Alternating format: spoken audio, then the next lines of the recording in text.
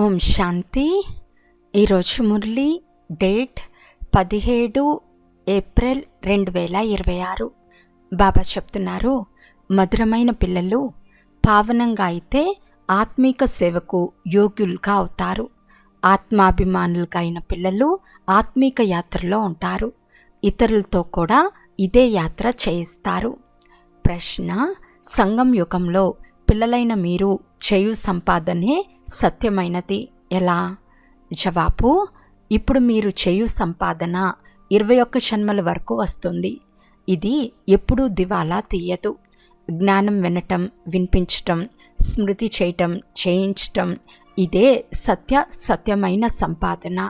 దీనిని సత్యమైన తండ్రియే మీకు నేర్పిస్తారు. ఇలాంటి సంపాదన పూర్తి కల్పంలో ఎవరూ చేయలేరు. వేరే ఏ ఇతర సంపాదన మీ తోడుగా రాదు. పాట: మీరు ఆ మార్గాలలో నడవాలి. ఓం శాంతి. భక్తి మార్గంలో పిల్లలు చాలా ఎదురుదెబ్బలు తిన్నారు. భక్తి మార్గంలో చాలా భావనతో యాత్ర చేస్తారు. రామాయణము మొదలైనవి వింటారు. ఎంత ప్రేమగా కూర్చుని కథలు వింటారు అంటే ఆ కథలు వింటూ వారికి కన్నీరు కూడా వచ్చేస్తుంది. మా భగవంతుని సీత అయినా మా భగవతిని దొంగ అయిన రావణుడు తీసుకెళ్లాడు అని వింటున్న సమయంలో ఏడుస్తారు. ఇవన్నీ కల్పానికి కథలు. వీటి ద్వారా లాభమేమీ లేదు. హే పతిత పావన, రండి, వచ్చి దుఃఖీ ఆత్మలైన మమ్మల్ని సుఖీలుగా చేయండి అని పిలుస్తారు. కానీ ఆత్మ దుఃఖిస్తుందని కూడా వారు భావించరు. ఎందుకంటే పరమాత్మ సుఖ దుఃఖాలకు అతీతమైన వారు. మరి వారి పిల్లలు సుఖ దుఃఖాలలోకి ఎలా రాగలరు అని భావిస్తారు. ఈ విషయాలన్నీ ఇప్పుడు పిల్లలైన మీరు అర్థం చేసుకున్నారు. ఈ జ్ఞాన మార్గంలో కూడా ఒకసారి గ్రహచారం కూర్చుంటుంది, ఇంకోసారి ఇంకేదో జరుగుతుంది. ఒకసారి ప్రఫుల్లితంగా ఉంటారు, మరొకసారి ముఖం వాడిపోయి ఉంటుంది. ఇదే మాయతో జరిగే యుద్ధం. మాయ పైన విజయం పొందాలి. ఎప్పుడు మూర్ఛితులవుతారో అప్పుడు మన్మనాభవ అనే సంజీవిని మూలిక ఇవ్వబడుతుంది. భక్తి మార్గంలో ఆడంబరం చాలా ఉంటుంది. దేవతామూర్తులను ఎంతగానో అలంకరిస్తారు. సత్యమైన ఆభరణాలను ధరింపచేస్తారు. ఆ ఆభరణాలు ఆ ఠాకూర్ ఆస్తి అవుతుంది. ఠాకూర్ ఆస్తి పూజారి ఆస్తి లేక ట్రస్టీల ఆస్తి అవుతుంది. మనము చైతన్యంలో చాలా వజ్ర వైడూర్యాలతో అలంకరించుకుని ఉండేవారమని, మళ్ళీ పూజారులుగా అయినప్పుడు కూడా చాలా ఆభరణాలు ధరిస్తామని పిల్లలైన మీకు తెలుసు. కానీ ఇప్పుడు ఏమీ లేవని మీకు తెలుసు. చైతన్య రూపంలోనూ ధరించరు, జడ రూపంలోనూ ధరించరు. ఇప్పుడు ఆభరణాలేవీ లేవు. పూర్తి సాధారణంగా ఉన్నారు. నేను సాధారణ తనువులో వస్తానని తండ్రి చెప్తారు. రాచరికపు ఆడంబరం మొదలైనవేవీ లేవు. సన్యాసులు కూడా చాలా ఆడంబరంగా అట్టహాసంగా ఉంటారు. సత్యుగంలో ఆత్మలైన మనం ఎలా పవిత్ర ఆత్మలుగా ఉండేవారమో ఇప్పుడు మీరు తెలుసుకున్నారు. మన శరీరం కూడా పవిత్రంగా ఉండేది. వారి అలంకారం కూడా చాలా బాగుంటుంది. ఎవరైనా అందంగా ఉన్నట్లయితే వారికి అలంకరించుకునే ఆసక్తి కూడా ఉంటుంది. మీరు కూడా అందంగా ఉండేవారు కనుక చాలా మంచి మంచి ఆభరణాలు ధరించేవారు. పెద్ద పెద్ద వజ్రాల హారాలను ధరించేవారు. ఇక్కడ ప్రతి వస్తువు నల్లగా ఉంటుంది. చూడండి, ఆవులు కూడా శ్యామవర్ణంగా అవుతూ వచ్చాయి. బ్రహ్మ శ్రీనాథ ద్వారానికి వెళ్ళినప్పుడు అక్కడ చాలా మంచి ఆవులు ఉండేవి. కృష్ణుని ఆవులను చాలా మంచిగా చూపిస్తారు.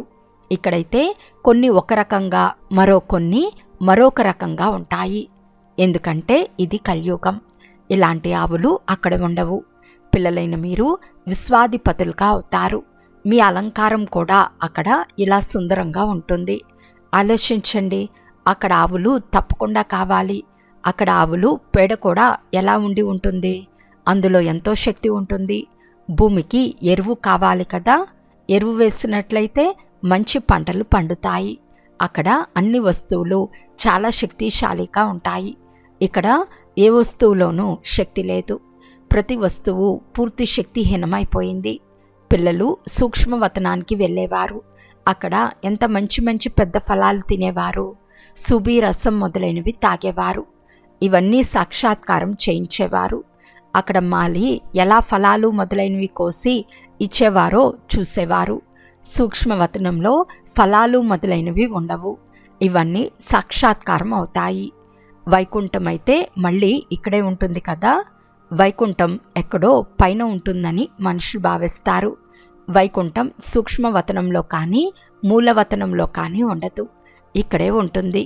ఇక్కడ పిల్లలు సాక్షాత్కారంలో ఏమేం చూశారో వాటిని మళ్ళీ ఈ కన్నుల ద్వారా చూస్తారు. ఎలాంటి హోదా ఉంటుందో అలాంటి సామాగ్రి ఉంటుంది. రాజుల మెహళ్ళు ఎంత బాగుంటాయో చూడండి.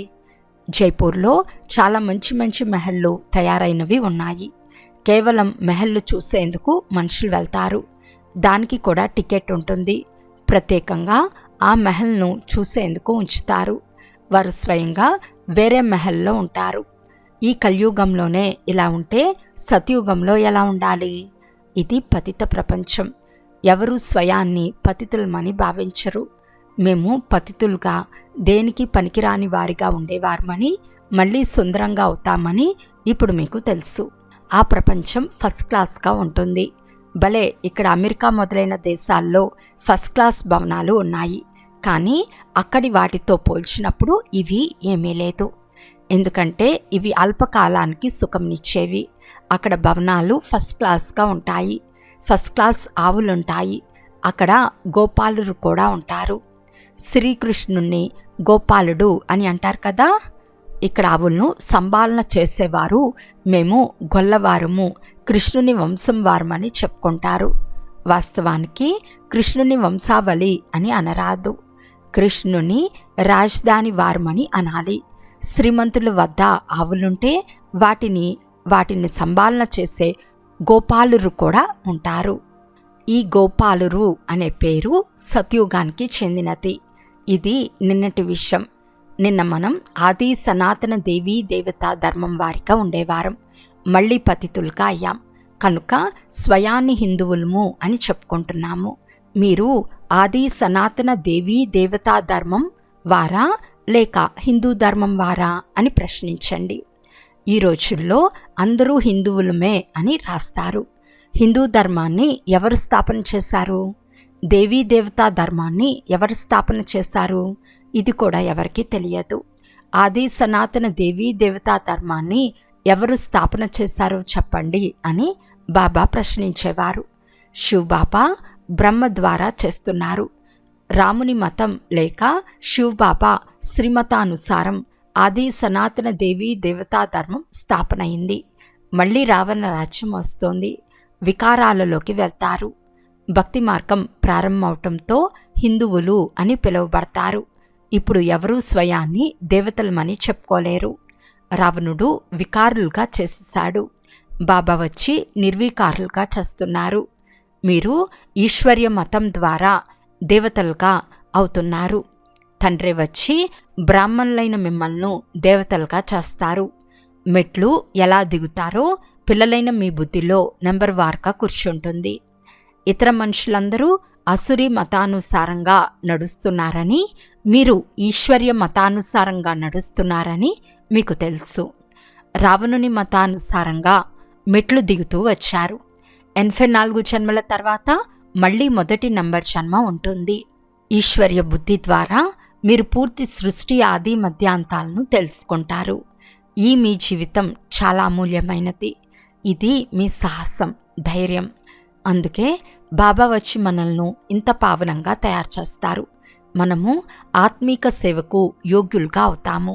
వారు దేహాభిమానంలో ఉన్న దైహిక సమాజ సేవకులు.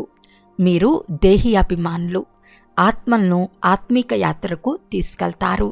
మీరు సతో ప్రధానంగా ఉండేవారని ఇప్పుడు తమో ప్రధానంగా అయ్యారని బాబా అర్థం చేయించారు. సతో ప్రధానులను పావనులని, తమో ప్రధానులను పతితులని అంటారు. ఆత్మలోనే తుప్పు చేరుకుని ఉంది. ఆత్మనే సతో ప్రధానంగా చేసుకోవాలి.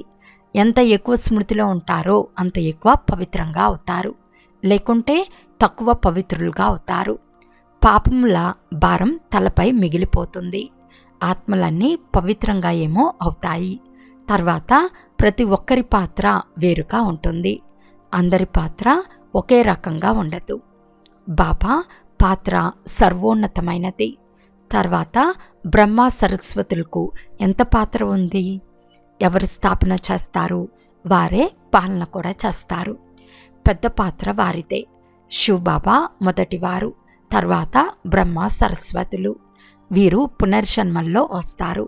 శంకరుడు కేవలం సూక్ష్మ రూపాన్ని ధరిస్తాడు. అలాగని శంకరుడు ఏ శరీరాన్ని లోనుగా తీసుకోడు. కృష్ణునికి తనదే అయిన శరీరం ఉంది. ఇక్కడ కేవలం శివబాబా శరీరాన్ని లోనుగా తీసుకుంటారు. పతిత శరీరం పతిత ప్రపంచంలోకి వచ్చి ముక్తి జీవన్ముక్తికి తీసుకెళ్లే సేవ చేస్తారు. మొదట ముక్తిలోకి వెళ్లాల్సి ఉంటుంది. జ్ఞానసాగర్లైన ఒక్క తండ్రి మాత్రమే పతిత పావనుడు. వారినే శివబాబా అని అంటారు. శంకరుణ్ణి బాబా అని అంటే అది శోభించదు. శివబాబా అనే పదం చాలా మధురమైనది.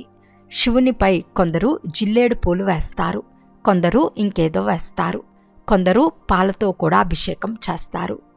బాబా పిల్లలకు అనేక రకాలుగా అర్థం చేయిస్తూ ఉంటారు. ఆధారమంతా యోగంపై ఉందని పిల్లలకు అర్థం చేయిస్తూ ఉంటారు. యోగం ద్వారానే వికర్మలు వినాశనమవుతాయి. యోగం చేసేవారికి జ్ఞానధారణ కూడా బాగా జరుగుతుంది. తమ ధారణల అనుసారం నడుస్తూ ఉంటారు. ఎందుకంటే వారు మళ్ళీ ఇతరులకు వినిపించవలసి ఉంటుంది. ఇది కొత్త విషయం. భగవంతుడు ఎవరికి ప్రత్యక్షంగా అర్థం చేయించారో వారే విన్నారు. తర్వాత ఈ జ్ఞానమే ఉండదు. ఇప్పుడు బాబా మీకు ఏం వినిపిస్తున్నారో అది మీరు ఇప్పుడే వింటారు. ధారణ జరుగుతుంది. తర్వాత ప్రాలబ్ధం యొక్క పాత్రను అభినయించవలసి ఉంటుంది. జ్ఞానం వినటం వినిపించటం ఇప్పుడే ఉంటుంది. సత్యుగంలో ఈ పాత్ర ఉండదు. అక్కడ ఉన్నదే ప్రాలబ్ధపు పాత్ర. మనుషులు బ్యారిస్టర్ చదువుతారు. తర్వాత బ్యారిస్టర్ అయి సంపాదిస్తారు. ఈ సంపాదన ఎంత గొప్ప సంపాదన! దీనిని గురించి ప్రపంచంలో వారికి తెలియదు. సత్యమైన తండ్రి మా చేత సత్యమైన సంపాదన చేయిస్తారని మీకు తెలుసు. ఇది ఎప్పుడూ దివాలా తీయదు. ఇప్పుడు మీరు సత్య సంపాదన చేస్తున్నారు. అది మళ్ళీ 21 జన్మలు మీ తోడుగా ఉంటుంది. ఆ సంపాదన జతలో రాదు. ఇది జతలో ఉండు సంపాదన. కనుక అలాంటి సంపాదన మీరు చేసుకోవాలి. ఈ విషయాలు మీ బుద్ధిలో తప్ప వేరెవ్వరి బుద్ధిలోనూ లేవు. మీలో కూడా కొందరు క్షణక్షణం మర్చిపోతారు. తండ్రిని వారసత్వాన్ని మర్చిపోరాదు. ముఖ్యమైన విషయం ఒక్కటే, తండ్రిని స్మృతి చేయండి. ఆ తండ్రి ద్వారా 21 జన్మలకు ఆస్తి లభిస్తుంది. 21 జన్మలు నిరోగి శరీరం ఉంటుంది. వృద్ధాప్యం వరకు అకాల మృత్యు జరగదు. పిల్లలకు ఎంత సంతోషం ఉండాలి! తండ్రి స్మృతి ముఖ్యమైనది. ఇందులోనే మాయ విఘ్నాలను వేస్తుంది, తుఫాన్లు తెస్తుంది. అనేక రకాల తుఫాన్లు వస్తాయి. తండ్రిని స్మృతి చేయాలని మీరు అనుకుంటారు, కానీ చేయలేరు. స్మృతిలోనే చాలామంది ఫెయిల్ అవుతారు. చాలామందిలో యోగం తక్కువగా ఉంది. ఎంత సాధ్యమో అంత యోగంలో శక్తిశాలిగా దృఢంగా ఉండాలి. పోతే బీజం మరియు వృక్షం యొక్క జ్ఞానం పెద్ద విషయమేమీ కాదు. నన్ను స్మృతి చేయండి అని తండ్రి చెప్తున్నారు. నన్ను స్మృతి చేయటం ద్వారా, నన్ను తెలుసుకోవటం ద్వారా మీరు సర్వస్వం తెలుసుకుంటారు. స్మృతిలోనే అన్నీ ఇమిడి ఉన్నాయి. మధురమైన బాబా అయిన శివ్ బాబాను స్మృతి చేయాలి. అతి ఉన్నతమైన వారు భగవంతుడు. వారు సర్వశ్రేష్ఠులు. 21 జన్మలకు ఉన్నతాతి ఉన్నతమైన వారసత్వాన్ని ఇస్తారు. సదా సుఖీలుగా అమరులుగా చేస్తారు. మీరు అమర్పురికి యజమానులుగా అవుతారు. కనుక అలాంటి తండ్రిని చాలా స్మృతి చేయాలి. బాబాను స్మృతి చేయకుంటే మిగిలినవన్నీ గుర్తుకొస్తాయి. అచ్చా, మధురాతి మధురమైన అపురూపమైన పిల్లలకు మాతాపిత బాప్తాతాల ప్రియ స్మృతులు మరియు గుడ్ మార్నింగ్. ఆత్మీక పిల్లలకు ఆత్మీక తండ్రి నమస్తే. ఆత్మీక తండ్రికి ఆత్మీక పిల్లల యొక్క ప్రియ స్మృతులు మరియు నమస్తే నమస్తే నమస్తే. ధారణ కొరకు ముఖ్య సారము. ఫస్ట్ పాయింట్, ఈ ఈశ్వర్య జీవితం చాలా చాలా అమూల్యమైనది. ఈ జీవితంలో ఆత్మ శరీరం రెండింటినీ పావనంగా తయారు చేసుకోవాలి. ఆత్మిక యాత్రలో ఉంటూ ఇతరులకు ఇదే యాత్రను నేర్పించాలి. సెకండ్ పాయింట్, సాధ్యమైనంత వరకు సత్యమైన సంపాదనలో తత్పరులవ్వాలి. నిరోగులుగా అయ్యేందుకు స్మృతిలో శక్తిశాలురుగా తయారవ్వాలి. ఈరోజు వరదానము: శరీరాన్ని ఈశ్వర్య సేవ కొరకు తాకట్టుగా భావించి కార్యంలో ఉపయోగించే నష్టోమోహా భవ. ఎవరిదైనా మీ వద్ద తాకట్టుగా ఉంటే అది నా సొంతం అనే భావం ఉండదు, దానిపై మమకారం కూడా ఉండదు. అలా ఈ శరీరం కూడా ఈశ్వర్య సేవ కొరకు ఒక తాకట్టు. ఈ తాకట్టును ఆత్మిక తండ్రి ఇచ్చాడు కనుక తప్పకుండా ఆత్మిక తండ్రి యొక్క స్మృతి ఉంటుంది. తాకట్టుగా భావించినందున ఆత్మీయత వస్తుంది. నాది అనే మమకారం ఉండదు. నిరంతర యోగిగా నిర్మోహిగా అయ్యేందుకు ఇదే సహజమైన ఉపాయము. కనుక ఇప్పుడు ఆత్మీయత యొక్క స్థితిని ప్రత్యక్షం చేయండి. స్లోగన్: వానప్రస్థ స్థితిలోకి వెళ్ళాలి అంటే దృష్టి వృత్తిలో కూడా పవిత్రతను అండర్లైన్ చేయండి. అవ్యక్త సూచన: మహాన్గా అయ్యేందుకు మధురత మరియు నమ్రత యొక్క గుణాన్ని ధారణ చేయండి. మీరు మాట్లాడే ప్రతి మాట మహాన్గా ఉండాలి. ప్రతి మనసా సంకల్పం ప్రతి ఆత్మ పట్ల మధురంగా ఉండాలి. ప్రతి ఒక్కరిని ఉన్నతంగా చేసే స్వభావం మధురతా స్వభావం, నిర్మాణత యొక్క స్వభావం ఉండాలి. నా స్వభావమే ఇలాంటిది అని ఎప్పుడు అనరాదు. నాది అనేది ఎక్కడి నుండి వచ్చింది? గట్టిగా మాట్లాడటం నా స్వభావం, ఆవేశంలోకి రావటం నా స్వభావం అని అనరాదు. స్వభావానికి వశమవ్వటమే మాయా. ఇప్పుడు మాయాచితులుగా అవ్వండి. అభిమానం లేక నిరాశ చెందే స్వభావం, ఈర్ష లేక ఆవేశంలోకి వచ్చే స్వభావాన్ని పరివర్తన చేసుకోండి. అచ్చా. ఓం శాంతి.